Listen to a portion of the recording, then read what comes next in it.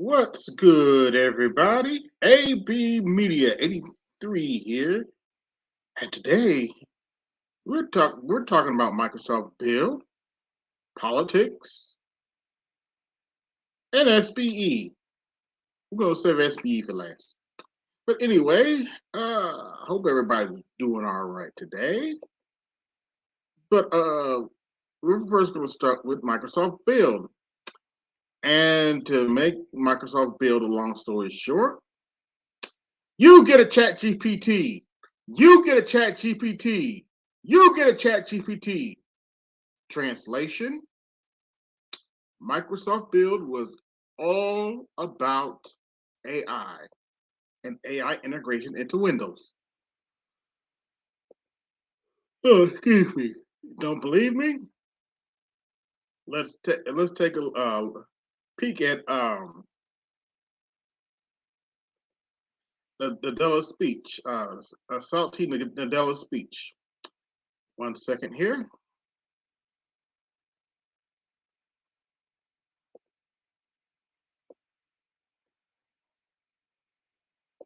All right. Um, share screen.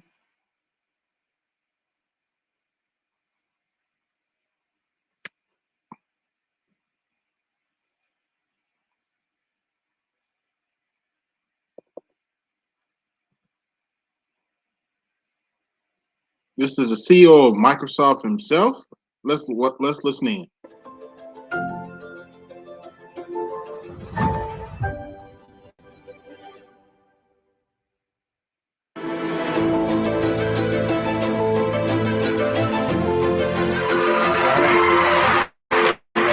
Good morning.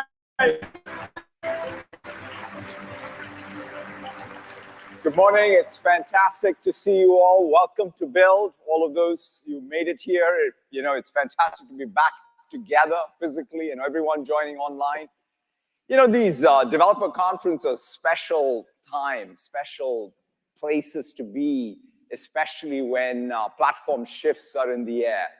I distinctly remember my first PDC in 1991, driving up 101 into Moscone Center, and my life changed after that developer conference. So it's exciting to be able to come back to Build 2023 with that same sense of anticipation of something big that is shifting around us as developers.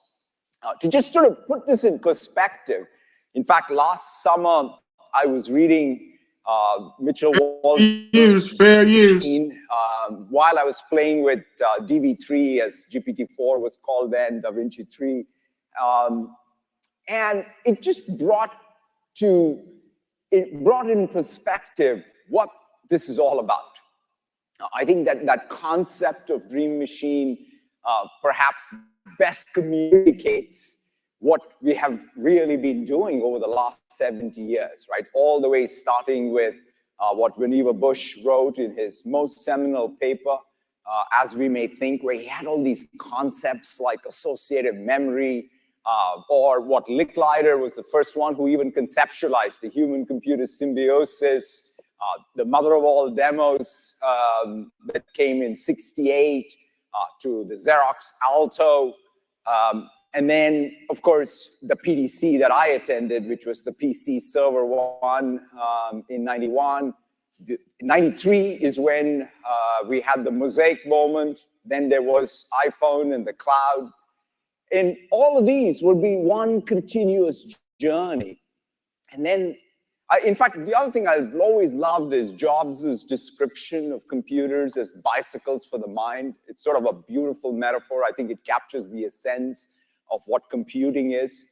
But then last November, we got an upgrade, right? We went from the bicycle to the steam engine with the launch of ChatGPT. It was like the Mosaic moment for this generation of the AI platform. Yep, translation AI. Keep watching. And now we look forward to, as developers, what we can do. And as you can see in the background, they plan to put it in everything. do going forward. And so it's exciting time. And in fact, every layer of the software stack is going to be changed forever. And no better place to start than the actual developer stack, right? We as developers. For those of you just coming in, hit the like button, support the channel. We're watching Microsoft build and how they play. And this is the current CEO of Microsoft, Nadella, and he's talking about how they plan to put AI in everything. Watch. How do we build is fundamentally changing. In fact, when I think about how we build, I think about first code spaces, right? Being able to set up that environment in seconds versus minutes. A dev box, instead of waiting for a day for your managed dev box to be set up, you have it in less than an hour. If you think about Copilot, what it does to you and Copilot X in terms of driving the overall flow and productivity, which is what, 54% or so up. And then, of course, GitHub Actions and Azure development dev environments, really making that possible for you to stay. In fact, one of the things that I keep on bugging Scott Guthrie for years is, hey, I want to stay in VS Code. I want to stay in command line and let me do everything there. We are close to that dream. And that, to me, is bringing back both the joy of programming and the flow of programming. That ability to be able to stay on task is just so wonderful to see. So how we build software is radically different. But what we are going to build as developers is really the story of this developer conference. And what we build, we've been, it's not like I came in on January 1st and said, let's start doing press releases, but it does feel like that. It does feel like every week there is something new, and we're infusing this new AI stack across all layers of it, right? So we started with tooling GitHub, or rather Copilot in Power.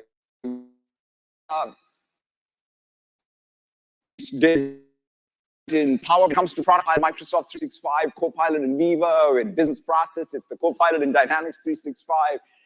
When it comes to industry sort of workflows, what Nuance has done with DAX, or the security Copilot, or the Copilot, of course, for the web in Bing and Edge, features in LinkedIn, which are driven by AI, and of course, the AI infrastructure, where Azure OpenAI, hit the like button, support the show. APIs, and everything else around it, right? So every layer of the stack is profoundly changing. And we today are going to, as part of this developer conference, we're going to have 50 plus more announcements. But I want to highlight 5 of them. The first is we're bringing search grounding in Bing to ChatGPT. We are very excited about this. Yeah, you can clap.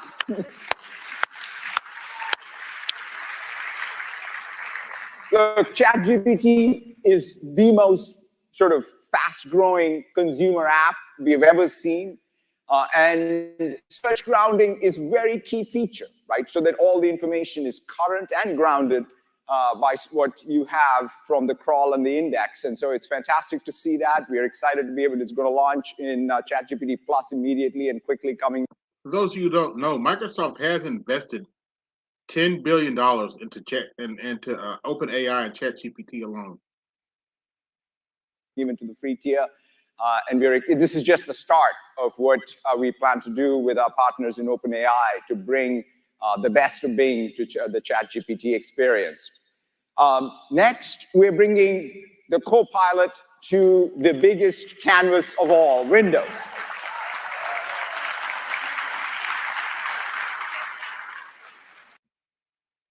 Translation of chatbot for Windows itself. Very interesting. You're going to hear a lot from Panos tomorrow about it, but I think that this is going to make every user a power user of Windows. Let's roll the video.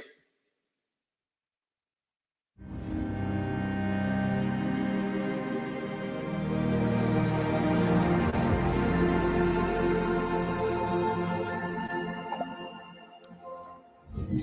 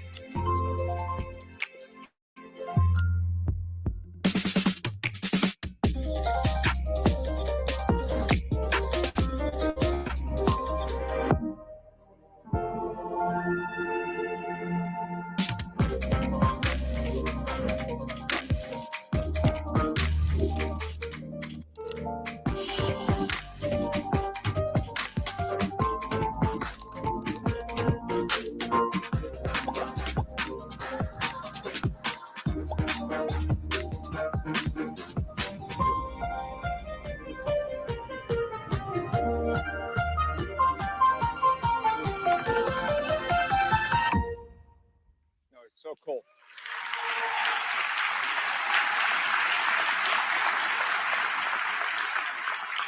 So we're going to talk a lot more about Windows, tomorrow. Yeah, I hear you, architect. Salute to you. Glad to see you come. When Panos is up here. The other thing that we're also very excited to launch is the Copilot stack, right? After all, we've built all these Copilots with one common architectural stack. We want to make it available so that everyone here can build their own Copilot for their applications. We will have everything from the AI infrastructure to the foundation models to the AI orchestration all the way up to your Copilots and its extensibility. In fact, the other thing that we're going to do is have common extensibility across all of these surfaces, right? Whether it is ChatGPT, Bing Chat, Microsoft 365 Copilot, or all of the Microsoft Copilots. And of course, your own Copilots, we can share the same extensibility model. This is one of the most powerful things for your developers, for every developer to be able to write a plugin and have it reach billions of users across all of these surface areas. So to be able to show you everything in action, from both the plugin extensibility to all of the Copilots we announced, let me invite up on stage Yusuf Mehdi to come show you all of this. Yusuf, let me throw it over to you. Satya. Hi, everybody. Thanks for the share, BGS. We're making fast progress on delivering our vision of your Copilot for the web and for business.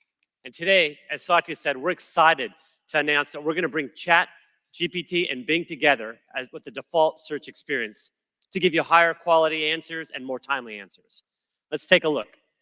Here I am in ChatGPT, and as you can see now, Bing is the default. And when I come in and select it, I can now ask sort of real-time queries. For example, let's ask what I should expect to hear about Build and .NET. And what you can see is the results now are more up-to-date. They include fresh content, and they include citations. In fact, if you can see the links on that page there, you can click those, and those will take you straight to a web page that's sourced by Bing. We're also excited. Yeah, absolutely. You can clap for it. We're also excited to announce that we're going to bring interoperability between ChatGPT and Bing for plugins. So you write them once, and they're going to run everywhere. So as you can see here in ChatGPT, I've got Zillow and Instacart enabled, but I want to show them to you here in Bing Chat. So we'll flip over, and you can see again, I've got the same plugins now in both Bing Chat and in ChatGPT. And what we're going to show you now is I'll do a search here for houses in Chicago, and I can ask for a set of criteria, learn a little bit about the neighborhoods. And now I can automatically call Zillow by saying, hey, give me 3 houses in a certain price range that meet my criteria. What you can see is now I get these great options, and I'm also going to get all of the other great things you get with Bing, like helpful city guides and maps and prompts. I'm going to tell you now how we're going to further add value to the plugins that you write. They're going to work not just in Chat and ChatGPT. They're going to work across the entire web, courtesy of the Edge browser. So here's an example. I'm on a web page here checking out a recipe for a cake, and now I can call Bing Chat and ask it to tell me, hey, give me the ingredients from this web page. And notice Bing can read the context of the web page, understand those ingredients, put them into Chat, and then I can say, hey, give me a shopping list for this. and it'll automatically call the Instacart plugin, take those ingredients that right off the page and put them into an Instacart shopping, and with one click, I can get those now delivered to my house. This is incredible productivity benefit for people. Let me show you now how, yeah.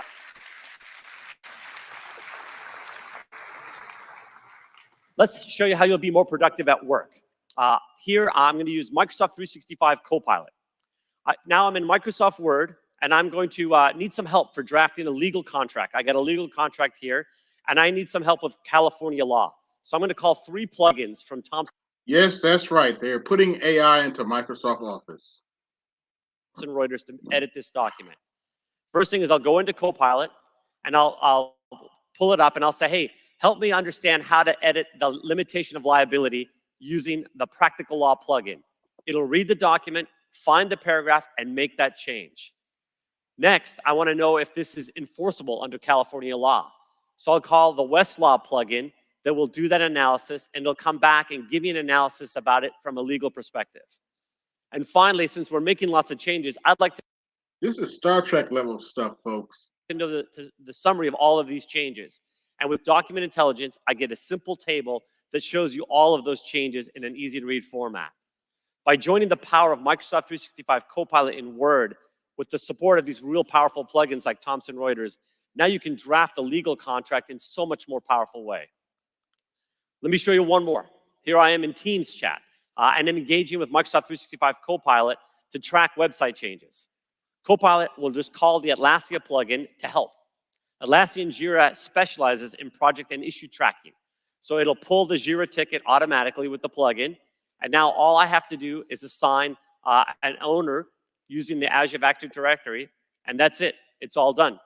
So with plugins and Microsoft 365 Copilot, you can intelligent reason across all of your business apps and the data stored in the Microsoft Graph to keep you in your flow. Finally, as Satya shared, we're excited to announce the Windows Copilot. I think it's going to change how you use your PC forever. Let me show it to you. Here I am in the coding on my PC, but I want to configure my PC to help me be more creative and more productive. All I have to do now is invoke the Windows Copilot. I now just come down here to the taskbar, I click on that, and now we'll pop up the Windows Copilot on the right. The side pane here will be consistent across every app that you use on your PC. And just like with Bing Chat, I can now ask it questions like, how can I adjust my system to get work done? And not only will I get a bunch of great suggestions, but watch this. I can now, with one click, take action on those suggestions. For example, I can put it into focus mode. I also know that as developers, we like dark mode. There's a suggestion here for dark mode. So with one click, I'm now here on the dark side. And to— Oh, given my eyesight, I love this. Trust and believe. For those who don't know, I'm legally blind. I live in dark mode, so I like this feature. I love this feature. To really get going, I want to get that coding playlist going. So I'll pull the plugin from Spotify and say, give me a great coding playlist. In this case, Chill Vibes will come up. And now I'll have it ready to go. And finally, there's a suggestion here that says, hey, to organize your PC, let's take advantage of Snap. So with one click, it snaps all the windows right in the place I need them so I can be super productive. What do you think?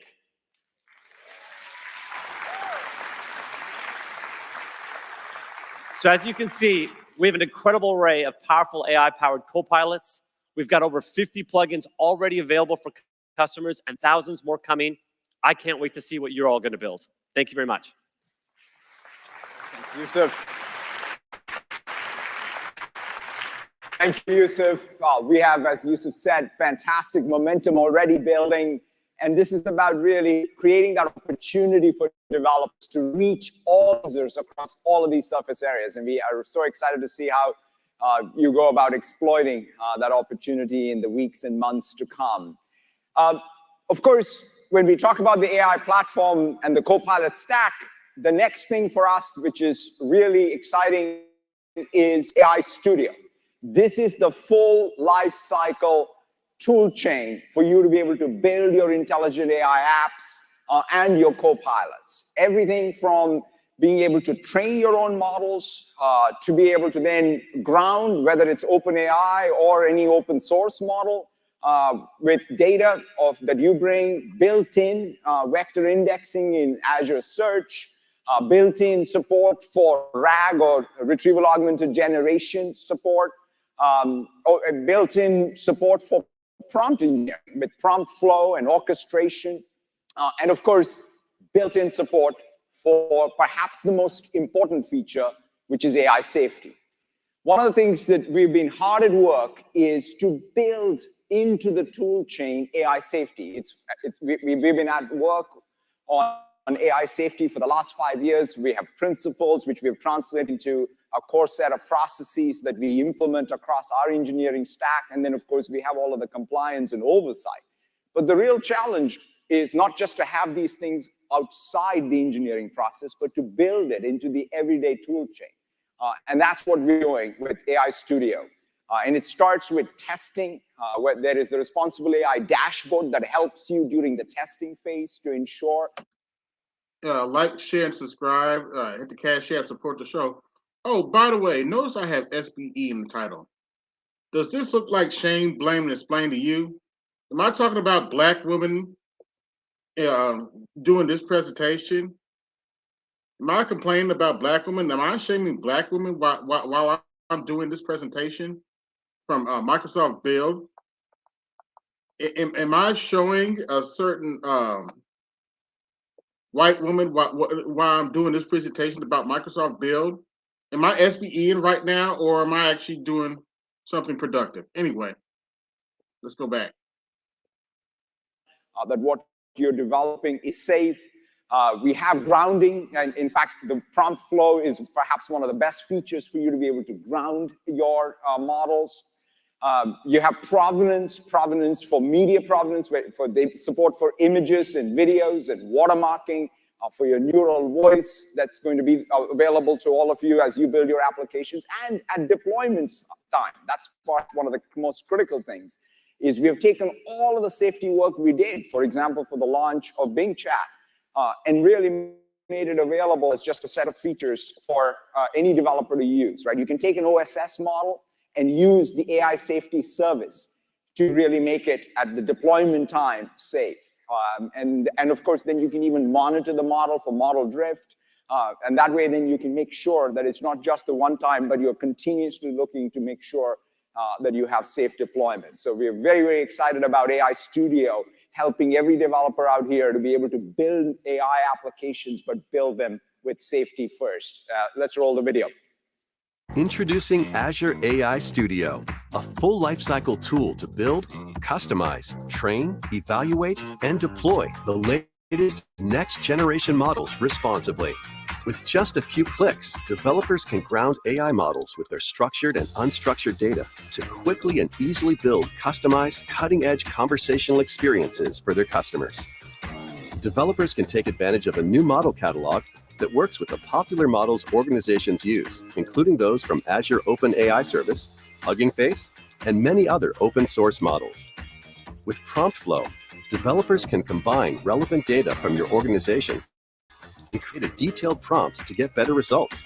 Prompt Flow works with Foundation, internally developed or open source models, and uses popular open source tools, LangChain, and Semantic Kernel. And because the AI systems we build are designed to support our AI principles, with Azure AI Content Safety, we are making it easier for you to test and evaluate your AI deployments for safety. This is Azure AI Studio, the trusted tools you need to build the next generation of AI applications. Thank you, Akko. Thank you for the Cash App. Y'all hit the Cash App as well and support the show. Cool.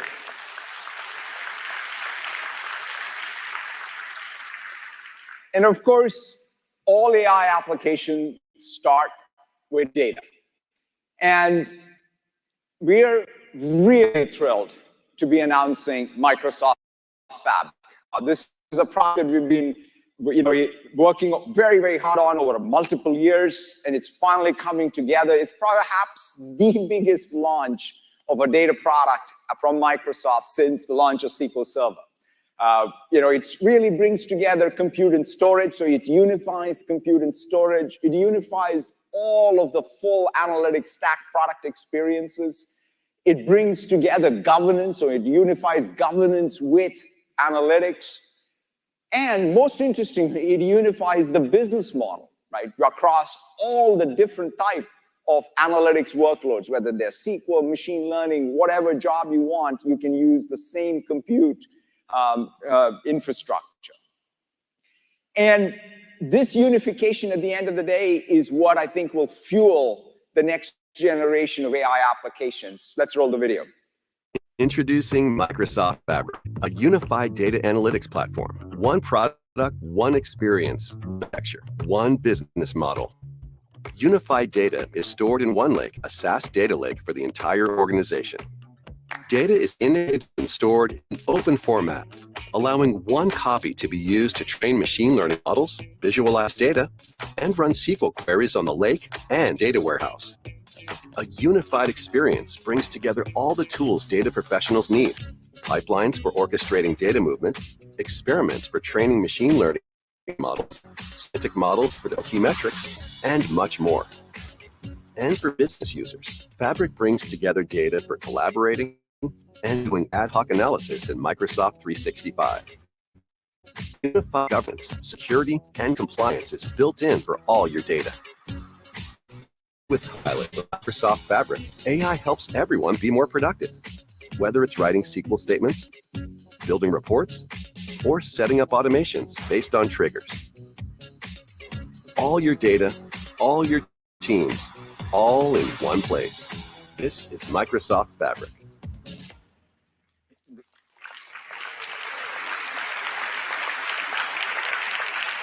You know what the AI supercomputer did for the infrastructure layer? Microsoft Fabric will do to the data layer for this next generation of AI applications. Very, very exciting. These are just the 5 of the 50. So we have 45 more to discover throughout the conference. We're, again, really on a fast pace to build things that help us build this next generation of applications, but build them with safety first. Now, one of the things that I think we should ask ourselves as developers is, why do we build? Why do we build technology? You know, the relationship between economic progress and economic growth in technology has been there for a long time. In fact, this graph, when you see it, it's pretty stunning that for most of human history, we didn't have much economic growth, nor did we have much technology. And then something happened 250 years ago, right, which was long in building, by the way, from perhaps the Enlightenment to scientific revolution to the Industrial Revolution was close to 400 years. But then there was real progress. You see that slope going upwards. And then, of course, over the last 70 years, information technology has played a role across all of those sort of seminal moments on the march towards that dream machine. And of course, we now enter the age of AI, and we get to define what that slope looks like going forward for economic growth. But it's not even just economic growth on its own, right? We don't build just because we want economic growth. We want economic growth so that we can have human development index growth. We want the lifespans to go up. We want education and prosperity and standard of living to go up everywhere. That's why we build. That's why we innovate. That's why technology exists. It's not for technology's sake, but it is for that broad impact. And to me, this all came together. You know, in January, when I was visiting India, I had a chance to see this demo, and it sort of had a very profound impact on me, because at some level, it sort of motivated me to go into this next wave with that much more vigor to ensure that this time around, this technology reaches everybody in the world.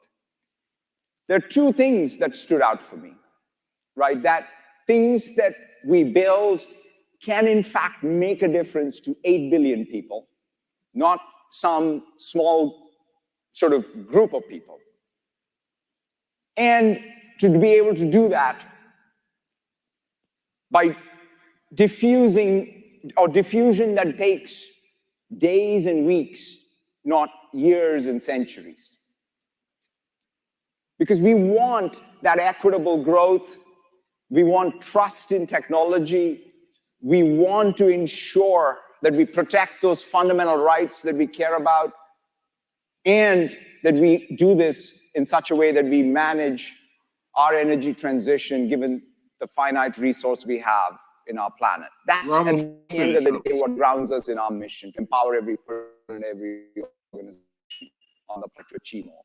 And so I want to leave with this video of what you as developers are going to do in the days and weeks and months and years to come is going to have the most profound impact of any technology to 8 billion people all around the planet. Thank you very much and have a fantastic build.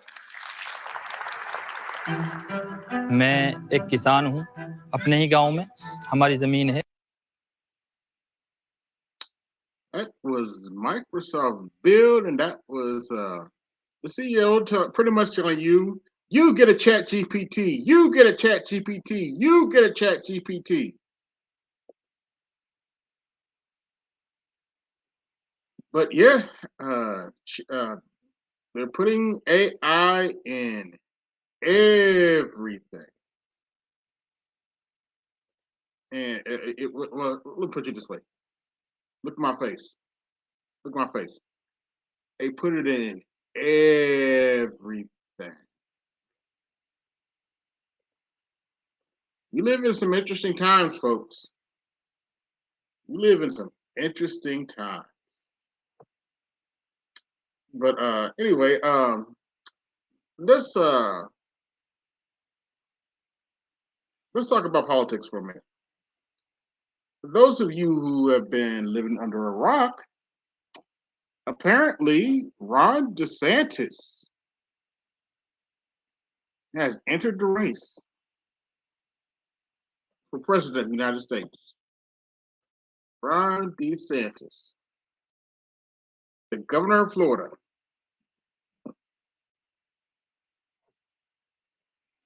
has entered the race for president of the United States. And to be perfectly honest with you, I don't give a shit.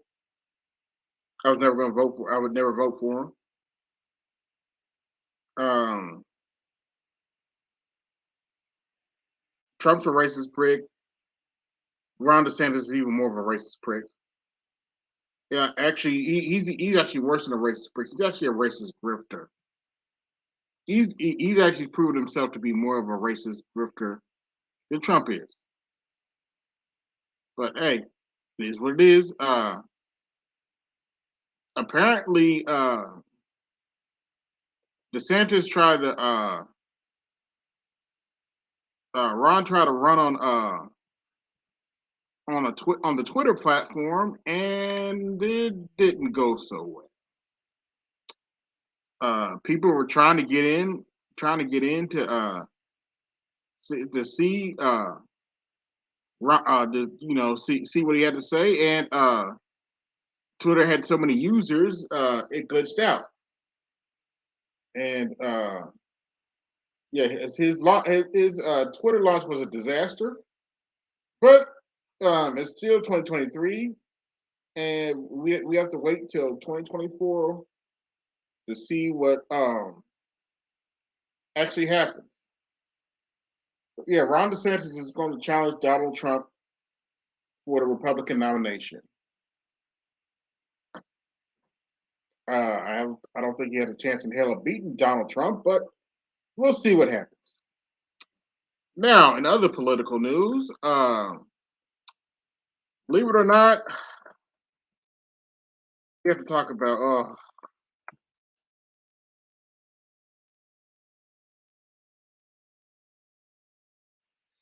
Hillary Clinton.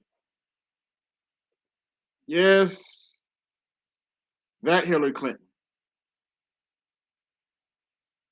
Yes, that Hillary Clinton that I voted for back in 2016, and I still can't get that nasty ass taste out of my mouth.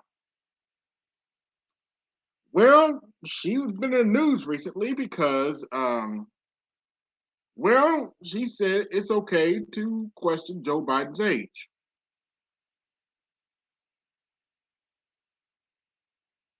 Now, no, seriously, she said it's okay to question Joe Biden's age. It's a serious concern. But she also said in that interview, look at the alternative. Well, in my opinion, the alternative, which is probably most likely going to be Donald Trump, is the lesser of two evils. So, what's my incentive to vote for Joe Biden again? I'm just saying. But yeah, Hillary Clinton came out and said that it's okay to question Joe Biden's age. Well, there's a couple reasons she's doing this. One, she probably still wants to run. It's not going to happen, but she still wants to run. Two, she kind of has to do this because if y'all ain't been paying attention, even establishment Democrats have been pointing out that Joe Biden may not be the best choice. We're talking about Democrats that I firmly disagree with. Even Democrats that I firmly disagree with have pointed out that Joe Biden may not be the best choice. So it's not just progressives, the far left, and that's not happy with Joe Biden. The majority, you look at the polls, the majority of Democrats don't want Joe Biden to rerun for president. A majority of Democrats, not just independents, not just Republicans, a majority of Democrats don't want Joe Biden to run again for president. In fact, 70% of people polled overall don't want Joe Biden to run again for president. But the Democratic Party, in their infamous stupidity, are going to run him anyway, and try to shame us into vote for him anyway. Go figure. Here's what it is.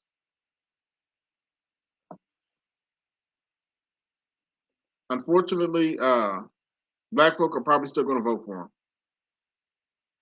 and there's nothing we can do about that. But yeah. Oh, as y'all saw in the title, I have SBE in the title. And I know what some of y'all think. What the hell is SBE? Well, if you haven't heard what SBE is, it's shame, blame, and explain. Pretty much, some brothers on YouTube have came up with this term SBE, and they're going around saying all we do is shame black women, try to explain to them when we know they're not going to listen, and try to explain to them when they're not going to listen. They also accuse us of what is that other thing they accuse us of? What is that they accuse us of? Oh, they accuse us of being a pander African for this lady. Now, I don't know if you watch the majority of my stream. Have you seen this lady anywhere? Have you seen her? Have you seen her anywhere?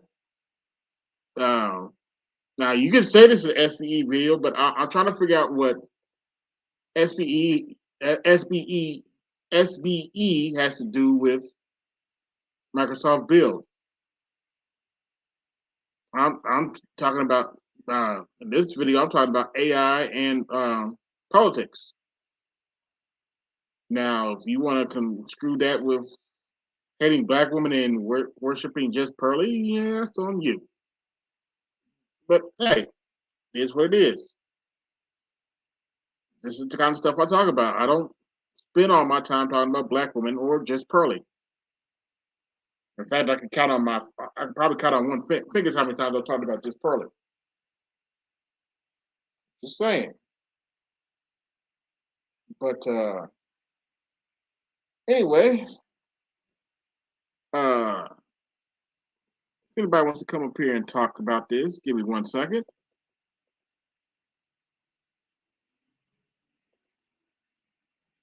Anybody wants to come up here and talk about AI and chat it up? Wait a second, let me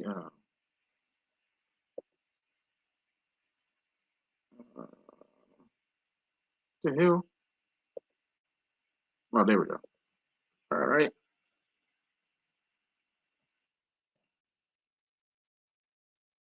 There we go. Somebody wants to come up and talk about AI and what's going on in politics. Hey, there's the link. But yeah, AI is going to be very interesting, especially over the next few years. Especially now that Microsoft has put it in everything, including Office. I have to admit that Office tech looks very impressive, and looks like it's going to be very helpful too. But yeah, I'm looking forward to what they do, seeing and playing with what they do with AI. For those of you who don't know, I'm a programmer. I have a version of Visual Studio, and I look forward to using this technology. It's going to be very interesting. But yeah, as far as politics goes, I don't think Ron DeSantis has what it takes to run the country. And based on the crap he's doing in Florida, I don't think he'd be good for the country. Apparently, he passed a law that outlaws companies to hire illegal immigrants, and it's causing all kinds of hell down there. Apparently, they have a shortage of everything because truckers won't deliver down there now. They don't. A lot of the immigrants were working in the farms down there, so they don't have people to pick the fruit down there now. And this is all because Ron DeSantis pretty much made it illegal to hire illegal workers, but now he wants to run for president. Oh, and what's good, no one? Also, Ron DeSantis,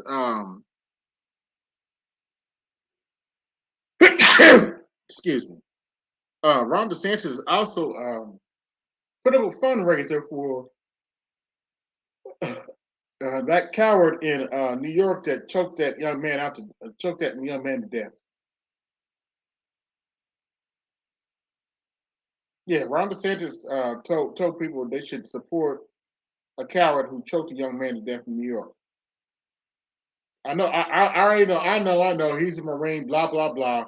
If you talk to service members, you talk to other service members, they all the other service members I've talked to called him a coward. So that's what I'm calling him. And this coward has ironically raised $1 million, over $1 million. They gave this coward who choked this young man out to death on a subway train $1 million, $1 million+. But we don't live in a white supremacist country, right? White supremacy doesn't exist, right? White supremacy was over 60 years ago, right? But they gave this coward over $1 million. It's like 1.4, $1.5 million. Might be more than that now. But we're supposed to sit up and pretend that white supremacy doesn't exist. Okay. Oh, and talking about politics, Biden's poll numbers are still in the toilet. Oh, and we may not be able to pay our debts because Biden sucks on negotiation with Republicans, and and Republicans in the House. Let's talk about the Republicans in the House for a minute.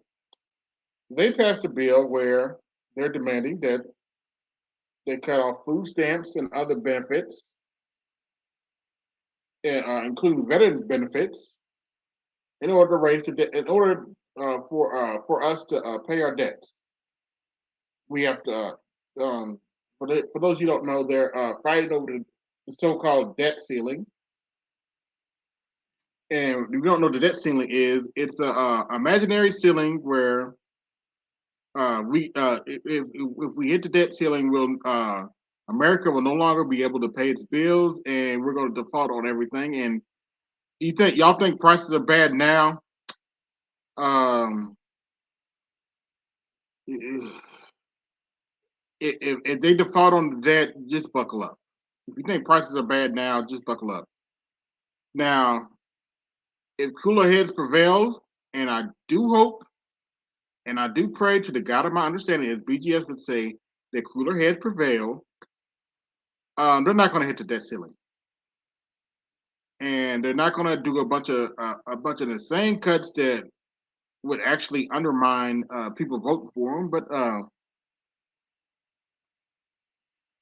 hey, that's what if you look at what they're cutting, if you look at what Republicans are cutting, if you actually look at it, they're hurting their own voters. But hey, you know, it is what it is. If they want to be stupid, look. As hard as I am on the Democrats, there are some Republicans that I will never vote for.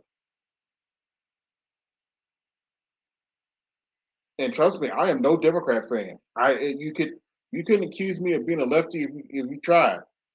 Do I have some leftist views? Yes, but I am no Democrat.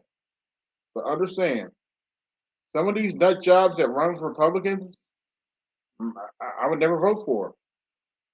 It is what it is. I couldn't vote for some of these knuckleheads. You think you're going to cut benefits like this and think there's no backlash? You think you're going to take benefits from veterans?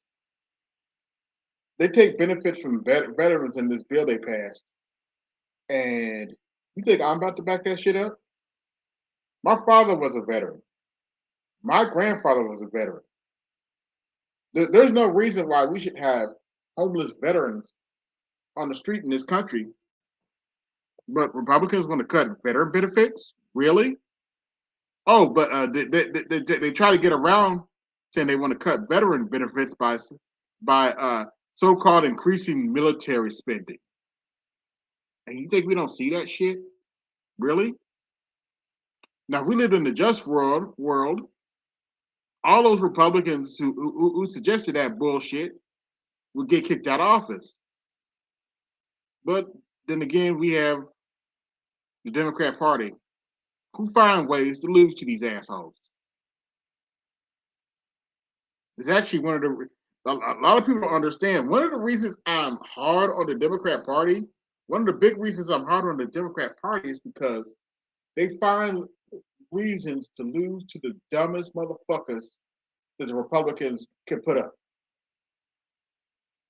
Case in point, they lost to Ron DeSantis twice. And he's just as mealy mouth. He was mealy mouth back then when he ran against Andrew Gillum. He managed to squeak out Andrew Gillum. He barely beat Andrew Gillum. He his second time around, he destroyed Charlie Crist. He utterly destroyed Charlie Crist. But they lose to knuckleheads like Ron DeSantis. And well, actually, before then, they lost to knuckleheads like Rick Scott. Did you know Rick Scott got in trouble for defrauding the government with either Medicaid or Medicare, and Democrats still found a way to lose to this motherfucker. Oh, by the way, Rick Scott's is in the Senate now, and ironically enough, the Republicans were stupid enough to let Rick Scott run their campaign for Senate, and Mitch McConnell is still the minority leader. On top of the fact that Rick Scott tried to run against Mitch McConnell and failed miserably. Hey, it is what it is. But Yeah, don't get it twisted. I could be hard on the Democrats, but the Republicans are some dumb motherfuckers too. And as I said before, one of the reasons I'm hard on the Democrats is because they find ways to lose to these motherfuckers. As stupid as the Republicans could be, Democrats will pick a candidate that will find a way to lose. Case in point, the last time Mitch McConnell ran, Democrats ran a white woman instead of a brother who was a Trump supporter. Yes, that's right. Democrats ran a Trump supporter against Mitch McConnell. But we have Negroes in this space that expect me to take the Democrat Party seriously. Democrats ran a Trump supporter against Mitch McConnell.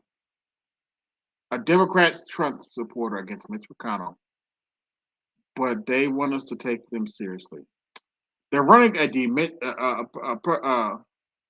they're running a person who's clearly in cognitive decline now for president, but they want us to take them seriously.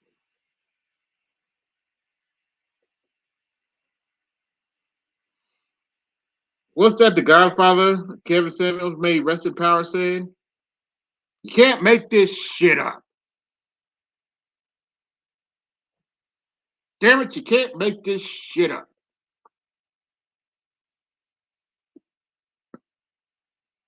But also in other news, one second, let's go on and talk about this. It's not on the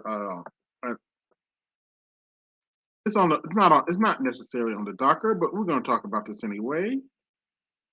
Let me share my screen. Tina Turner has passed away. Yes, they're calling her the Queen of rock and Roll, by the way, since you're calling her the Queen of Rock and Roll. Let's not get it twisted. Ike Turner is the king of rock and roll. Yes, that's right. That Ike Turner, always remember, if Tina Turner is the queen of rock and roll, Ike Turner is the king. Always remember that. But anyway, Tina Turner's spokesperson has come out and said that she's passed away from a illness, illness she's had for a while. So Tina Turner has had a hell of a history, and she died at 83. Now, you may feel some way about Tina Turner. Some people feel some way about Tina Turner. If you don't want a bad opinion of Tina Turner, I suggest you don't ask George Still Brown. But Tina Turner has passed away. Also, in other news, Jim Brown has passed away too over the weekend, and he's going to be sorely missed. That brother's going to be sorely missed.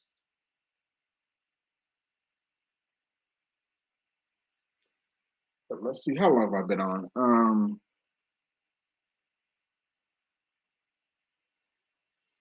Yeah, but to sum up what I've been talking about, AI is coming. AI is here. AI ain't coming. AI is here. Hear me clearly. AI is here. Get ready. Uh, I do believe AI is going to take some of your jobs. May not take all your jobs, but AI is going to take some of your jobs. And you need to be ready and read up on this stuff. Now, if you have an Android phone, I highly recommend you download the Bing app and experiment with ChatGPT.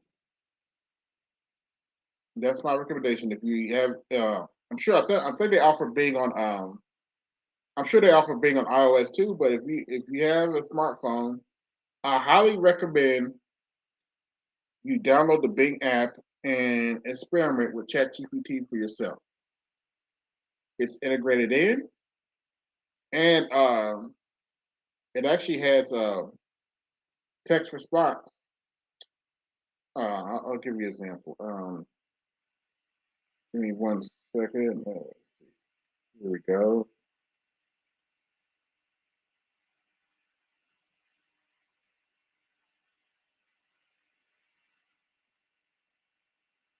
One second. I hope y'all can hear this.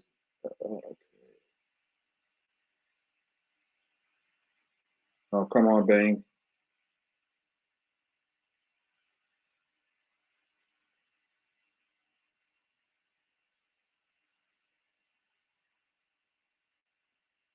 Let's see where. All right.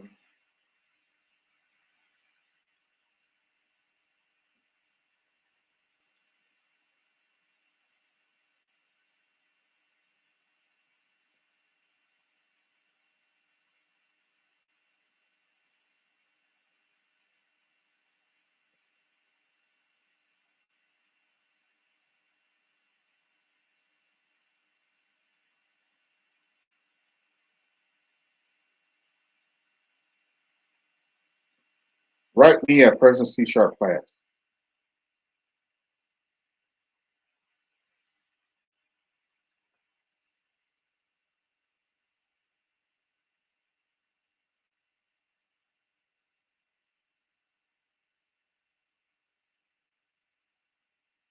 Oh, now you don't want to. Now you don't want to speak it out. Okay. But if you download Bing, it'll actually speak it out for you. Hold on, wait a minute.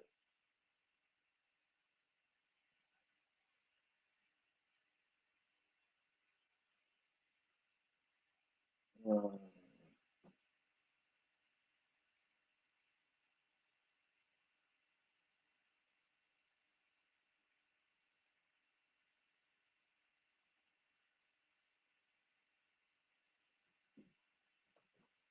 but anyway, that's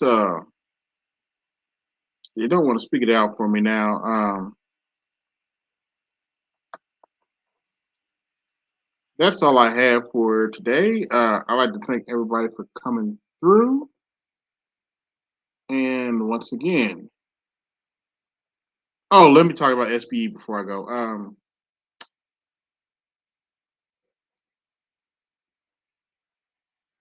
Apparently, SBE shame, blame, and explain. All we do apparently SBE is a bunch of brothers saying all we do is talk about black women, complain about black women, and or what's the other thing? Oh yeah, talk about worship just Pearly all day. Only problem is I spent the majority of the stream talking politics and mostly talking about AI. Oops. Oops, did I say that out loud? Oops. Oops. Whoops.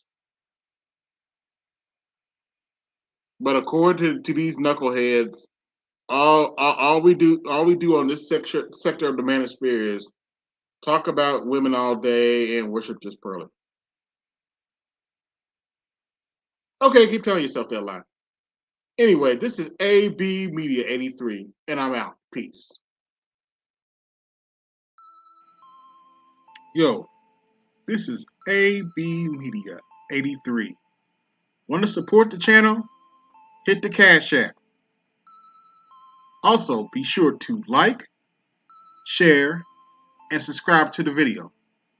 Also, be sure to hit that bell notification so you can be notified the next time I upload a live stream or video.